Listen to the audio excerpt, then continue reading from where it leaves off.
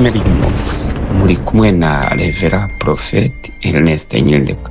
Nk'uko mubizi turi mu mwaka wo gukira ku buzima bwawe, ku bugingo bwawe, ku gihugu cyawe aho uri hose. Mbese wari ubizi ko uyu munsi Imana yagutungura? Uzi ko yagutunguza igishya? Ese wari ubizi ko Imana yakuremera igishya? Ese uzi ko nubwo wabyutse ukareba hepfo, ukareba ruguru, ukareba hirya, ukareba imbere yawe ukabona nta gihari, wari ubizi ko Imana uyu munsi yakirema? Uzi ko ngo utarebesha amaso y'Imana yaharema ikintu? Yesaya 48 umurongo wa 7, biremwe nonaha si ibya kera kugeza uyu munsi ntiwigeze ubyumva, kugira ngo utavuga uti nari mbizi. Imana ikuremeye ikintu utarigera wumva. Akira ibiremwe nonaha, akira ibiremwe nonaha ngo utigeze wumva, akira ibiremwe nonaha ngo utigeze utekereza, akira ibiremwe nonaha, akira ibiremwe n'ijambo. Biremwe nonaha si ibya kera. Uyu munsi Imana ikuremera ikintu amaso yawe atatekerezaga ko cyabaho. Imana ikuremera ikintu ibitekerezo byawe by'umubiri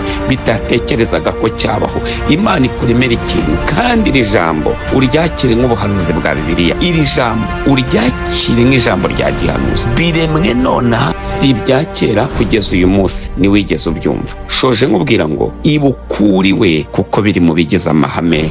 Shalom.